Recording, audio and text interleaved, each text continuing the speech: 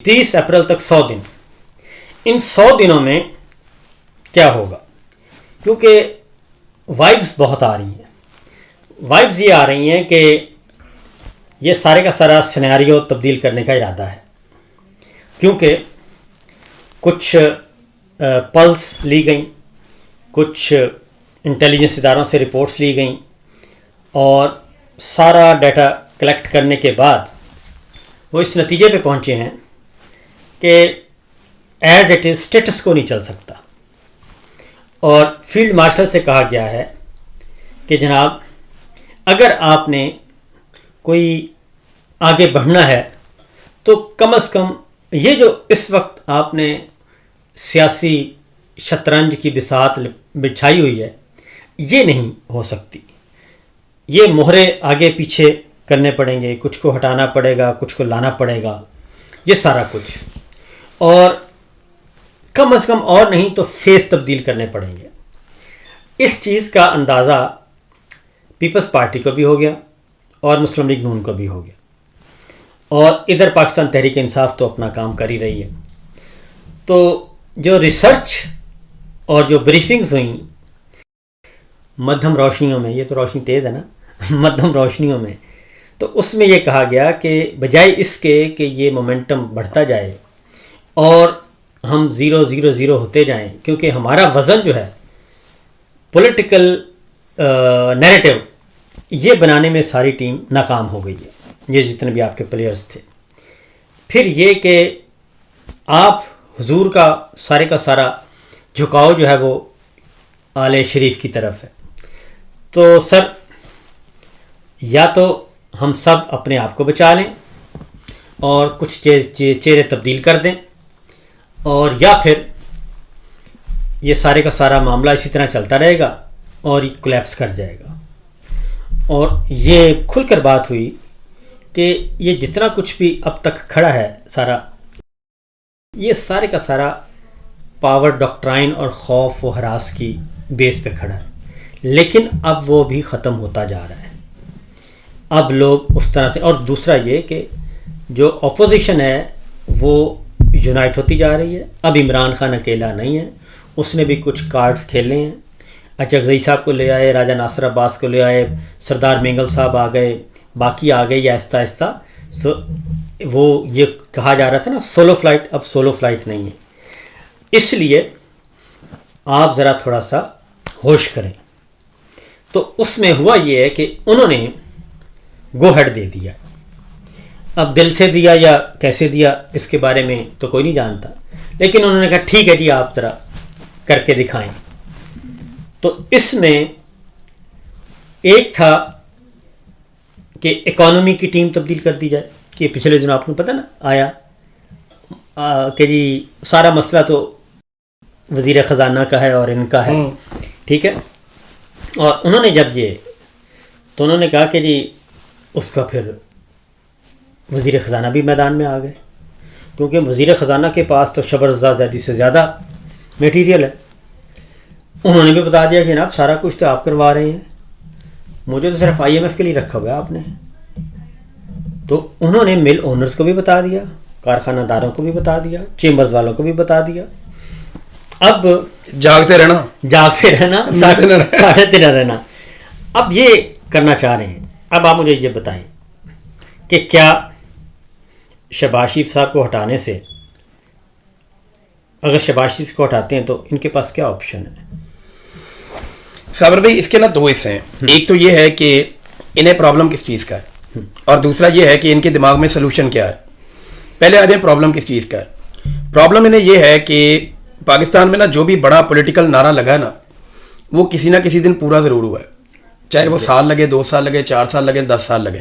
لوگوں نے مشرف گو کا اور ایک دن اس کو جانا پڑا اور بہت طاقت میں تھا جب اس کا برا وقت شروع ہوا. لوگوں نے گو نواز گو کا اور وہ بھی عملی جامہ اس کو پہنایا گیا. جی ہاں، لوگ جو نعرہ لگا دیتے ہیں نا وہ ایک دن بعد پوری ہو جاتی ہے. اب نعرہ لگ رہا ہے کہ ہر چوک ڈی چوک. جی ہاں، اب یہ ہونا ہے. اب دیکھیں ہر چوک ڈی چوک کے اندر نا خوف یہ ہے کہ جب آپ سارے لوگ اکٹھے ہو کے ڈی چوک کی طرف جاتے ہیں نا تو یہ روک لیتے ہیں آپ کو. جی ہاں ایسا ہی ہے. طاقت کم کرتے رہتے ہیں، لوگوں کا ٹائم ضائع کرتے ہیں. 4-5 دن ہو جاتے ہیں، آدھے لوگ چلے جاتے ہیں، آدھے رہ جاتے ہیں. تو 4-5 دنوں میں اگر ایک سڑک بند رہے نا تو ملک کو کچھ نہیں ہوتا. کچھ نہیں ہوتا. صحیح ہے. 20-25 کلومیٹر ہی ہے نا. ہاں جی. ایک سڑک 5 دن بند رہے کیا ہوتا ہے؟ کچھ نہیں ہوتا. بالکل نہیں. لوگوں کے پاس اتنے دن ہوتے ہیں 4-5 دن. لیکن اگر لوگ 4-5 دن پورا ملک بند کر دینا پھر بہت فرق پڑتا ہے. یہ جو ہر چوک ڈی چوک ہے نا یہ ایک بہت سیریس ایشو ہے. تو جو اپوزیشن کرنے جا رہی ہے یا جو نوجوانوں نے نعرہ لگا دیا ہر چوک ڈی چوک, یہ اب ان کے ساتھ رہے گا.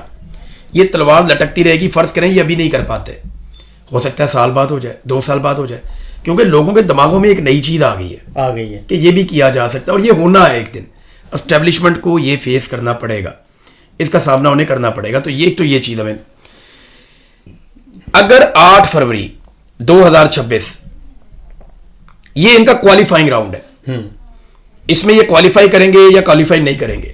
بالکل. اگر تو پی ٹی آئی اور اپوزیشن 8 فروری کو ایک اچھا میچ کھیل گئے اور یہ کوالیفائی کر گئے, دیکھیں خبریں کچھ بھی چلیں صابر بھائی, میں اور آپ کہیں گے جی بہت کامیاب ہو گیا, وہاں پاکستان میں ہمارے کچھ دوست ہیں وہ کہیں گے جی بالکل ناکام ہو گیا. سب اپنی اپنی بات کریں گے, لیکن کرنے والوں کو اور جن کے خلاف ہوا ہے انہیں بالکل ایگزیکٹلی پتا ہوگا کہ یہ کامیاب تھا یا ناکام تھا. فوج کو پتا چل جائے گا, ملٹری اسٹیبلشمنٹ کو, جنرل عاصم منیر کو, کہ یہ میرے خلاف کامیاب ہو گئے ہیں, یا انہیں بالکل یہ پتا چل جائے گا ناکام ہو گئے, اور ان کو صحیح پتا ہوگا. اسی طرح پی ٹی آئی کو بھی یہ پتا چل جائے گا کہ ہمارا تجربہ کامیاب ہوا یا ناکام ہوا. تو 8 فروری جو ہے نا اس کے اوپر بڑا انحصار ہے سب کا. اگر 8 فروری میں پاکستان تحریک انصاف کامیاب ہو جاتی ہے اور پاکستان پورا بند ہو جاتا ہے تو پھر یہ بات تو پکی ہے کہ رمضان المبارک کے بعد, یہ جو ہم 100 دن کی بات کر رہے ہیں, ہاں جی, رمضان المبارک کا عید آئے گی آپ کی 20 تاریخ تک آپ کی عید چلے گی, 20 مارچ تک آپ کی عید چلے گی. ہاں جی. اس کے بعد آپ کے بعد 10-12 دن ہے جس پہ ہم مومنٹم پکڑیں گے. جی ہاں. مہینہ اپریل کا ہے, جی ہاں, جس کے اندر کوئی تصادم یا کوئی بڑی چیز ہونی ہے تو ہونی ہے. اگر تو 8 فروری کو یہ کامیابی سے پورا ملک شٹ ڈاؤن کر دیتے ہیں اور ایسے یہ آپٹکس کریٹ کر دیتے ہیں جن سے یہ نظام کو بتانے میں کامیاب ہو جائیں کہ جناب اب ہمارے ہاتھ میں آ گئی چیزیں, اگر یہ 8 فروری کو کر لیتے ہیں تو پھر یہ فائنل ضرور کھیلیں گے. بالکل ایسا یہ کوالیفائی کر گئے تو یہ فائنل ضرور کھیلیں گے, کیونکہ فائنل جو ہے نا وہ پھر اپریل کے اندر ہے. کیونکہ 2 بڑی بار ایسوسیشن ہیں, ایک ہے کراچی اور ایک لاہور. دونوں وہ جیتے ہوئے ہیں, دونوں وہ جیتے ہوئے ہیں, اور دونوں جگہوں پہ طاقت بڑھ رہی ہے, کیونکہ طاقت بھی بڑھ رہی ہے اور میڈیا تو کور نہیں کر رہا. لیکن جو لاسٹ لاہور میں لاسٹ ریلی نکلی ہے, لاہور کے اندر بھی جو ہوا ہے نا, یہ لاہور کے علاوہ یہ بھی کراچی میں وکیل بڑے تگڑے ہیں. 2 بار ایسوسیشن سندھ اور پنجاب اور لاہور اور کراچی, یہ 2 بارز جو ہیں وہ بالکل تیاری. راولپنڈی کے وکیل بڑے تپے ہوئے ہیں. اس کے بعد آ جائیں آپ راولپنڈی میں, تو جو مین ہے پھر آپ کا سیال کوٹ ہے, وہ بھی جیتے ہوئے ہیں. تو یہ تو سر جیتنا مشکل نہیں تھا, یہ تو آپس میں کوارڈینیشن رکھتے تو یہ زیادہ الیکشن جیتے. سر 2 ڈیپینڈ کرتی ہیں نا, کراچی اور لاہور, یہ دونوں اس وقت پورے فل چارج ہیں اور فل موڈ میں ہیں. پھر آپ کا بلوچستان بار وہ بالکل تیار ہے. ایک تو یہ ایلیمنٹ ہے کیونکہ یہ بہت بڑا یہ پریشر گروپ. اس کے بعد 8 فروری کو اگر یہ جیتتے ہیں تو آپ کے خیال میں اگر 8 فروری کا راؤنڈ پی ٹی آئی جیت جاتی ہے تو یہ اپریل میں فائنل کھیلیں گے. اپریل میں فائنل ہوگا. اس کی ریزن ہے کہ, اور اگر یہ کامیاب نہیں ہوتے تو فائنل تو ہونا ہے, اپریل میں نہیں ہوگا تو لیٹ ہو جائے گا, لیکن ہوگا. لیکن کیونکہ دیکھیں نا نعرہ لگ گیا ہوا ہے ہر چوک ڈی چوک, وہ ایک دن بنے گا, چاہے ابھی بن جائے چاہے وہ دیر سے بن جائے. اس کے بعد آ جاتے ہیں آپ چیمبرز آف کامرس, وہ تو چیخ رہے ہیں, ہر روز پریس کانفرنس ہو رہی ہے. تو ہر روز جو پریس کانفرنس ہو رہی ہے وہ جو میں نے بتایا نا کہ پیچھے they started shouting, وہ بہت لاؤڈلی کہہ رہے ہیں کہ یار برباد کر دیا, کارخانے بند. اور جو ان کے اپنے ہیں جو اسٹیبلشمنٹ کے قریب سمجھے جاتے ہیں نا وہ بھی. اور سب سے جو بڑا سائن ہے نا وہ یہ ہے کہ تیرا ویلی کو آپ نے نہیں دکھانا, لیکن چیمبر آف کامرس کا پریزیڈنٹ یا کوئی نمائندہ بولے گا, تمام ٹی وی چینل اس کو لائیو دکھاتے ہیں. ٹھیک ہے. سہیل آفریدی کے لیے فون جاتا ہے کہ آپ نے اس کو لو پروفائل پہ رکھنا ہے. چیمبر آف کامرس کا جب حکومت کو چارج شیٹ کر رہا ہوتا ہے اس کے لیے کوئی فون نہیں جاتا. صابر بھائی اب آ جائیں اس بات پہ کہ ہم نے ابھی بات کی کہ اپوزیشن کے پاس کیا ہے. ہاں جی. اب آئیں کہ حکومت اس پہ کیا سوچ. حکومت دیکھیں حکومت اس پہ کچھ بھی سوچتی رہے, 8 فروری تک وہ اسپیکولیشنز کے اوپر اور آپشنز کے اوپر سوچیں گے. ان کا فیصلہ بھی 8 فروری دیکھنے کے بعد ہوگا. بالکل ٹھیک ہے. اگر انہیں لگتا ہے کہ انہیں اپنی اکانومی کی ٹیم میں یا کسی اور ٹیم میں تبدیلی کر دی ہے تو 8 فروری کے بعد ہی کریں گے. لیکن میں سیریسلی آپ کو بتاؤں, عاصم منیر صاحب شہباز شریف کو ہٹا کے بلاول کو لے آئیں, بلاول کو ہٹا کے نواز شریف کو لے آئیں, نواز شریف کو ہٹا کے XYZ کسی کو بھی لے آئیں. جب تک عاصم منیر صاحب رہیں گے نا, دیکھیں یہ ان لوگوں کو ہٹا رہے ہیں جن کے آنے یا جانے سے فرق کوئی نہیں پڑتا. فرق پڑتا ہے عاصم منیر صاحب سے. عاصم منیر صاحب نے جس قسم کی سیاست پاکستان میں متعارف کروا دی ہے, دیکھیں عطا تارڑ سے تو کسی کا جھگڑا ہی نہیں ہے, بالکل نہیں ہے. وہ تو جناب کل بھائی بن جائے گا, جن لوگوں سے آج لڑ رہا ہے ان کا بھائی بن جائے گا, بے شمار لوگوں کے ساتھ اٹھے گا, بیٹھے گا, کھانا کھائے گا, وہ معافی بھی مانگ لے گا بیچارہ.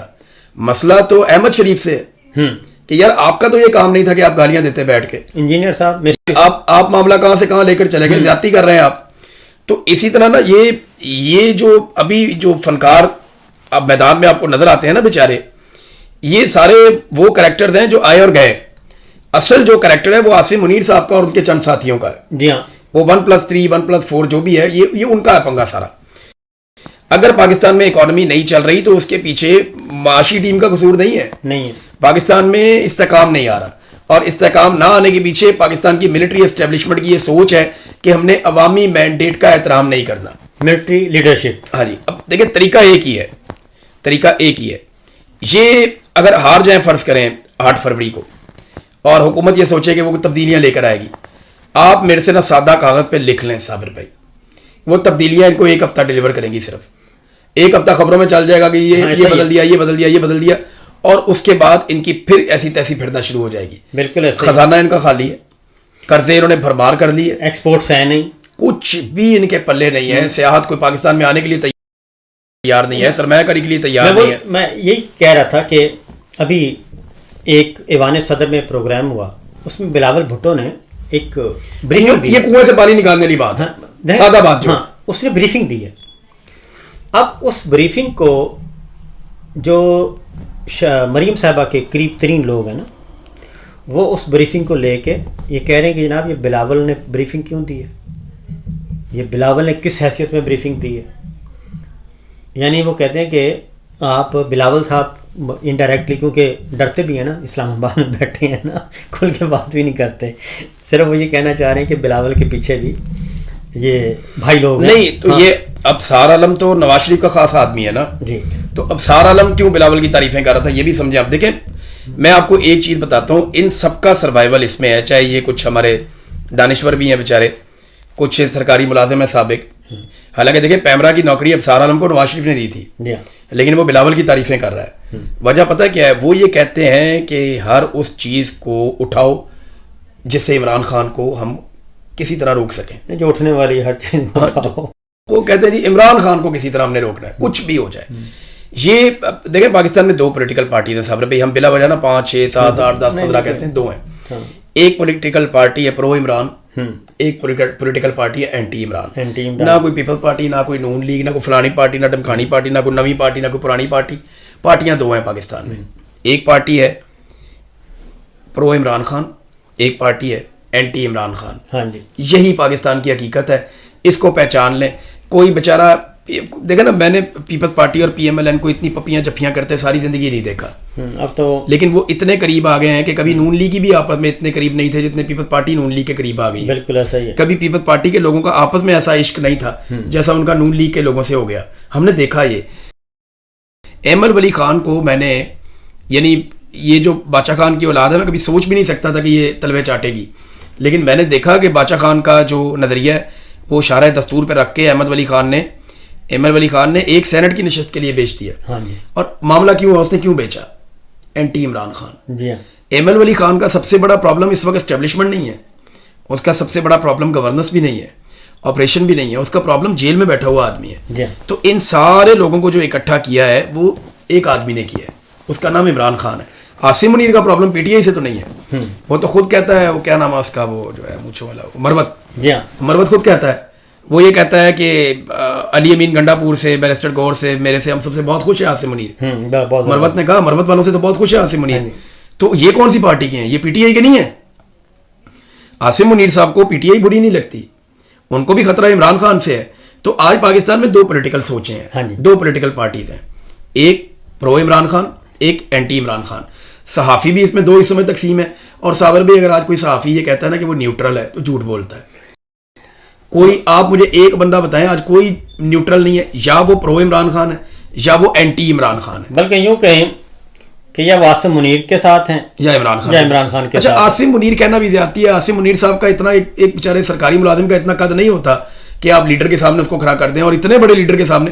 ہاں یہ آپ ضرور کہہ سکتے ہیں کہ اسٹیبلشمنٹ کی جو ایک سوچ ہے جو چلتی چلی آ رہی ہے اس کو اس وقت لیڈ کر رہے ہیں عاصم منیر, اور جو ایک سویلین سائڈ کی ایک سوچ ہے اس کو مختلف لیڈر لیڈ کرتے رہے ہیں, اس کو آئی لیڈ کر رہے ہیں عمران خان. چلیں ایک کوشچن ہے, عاصم منیر صاحب کو کتنے نفلوں کا ثواب ملا کہ انہوں نے جنرل باجوہ کا بھی سارا گند اپنے کندھوں پہ اٹھا لیا, انہوں نے ندیم انجم کا بھی اپنے کندھوں پہ ڈال لیا, انہوں نے نواز شریف, شہباز شریف, مریم صاحبہ کا بھی ڈال لیا. ان کو 3 دفعہ موقع ملا, تینوں دفعہ آرمی چیف بن گئے تھے. جب آرمی چیف بنے تو ان کو تو چاہیے تھا کہ وہ اپنی اننگ سٹارٹ کرتے, لیکن جو ندیم انجم صاحب نے اور ان کی ٹیم نے, ان کے دست خاص نے جو ان کے سامنے رکھا پرچہ, اس کے اکارڈنگلی انہوں نے آگے بڑھنا شروع کر دیا. اس کے بعد دوسری باری آئی جب مئی والا بھارت سے جنگ جیت لی ہم نے. پھر تیسرا موقع جب آیا یہ بھی 5 دسمبر کو کہ وہ فیلڈ مارشل سے چیف آف ڈیفنس فورسز بن گئے اور یہ سب کچھ ہو گیا. تو کوئی ایسا تو نہیں ہے کہ پرویز مشرف صاحب کی طرح بھی وہ بھی جکڑے گئے ہیں 1+3 میں.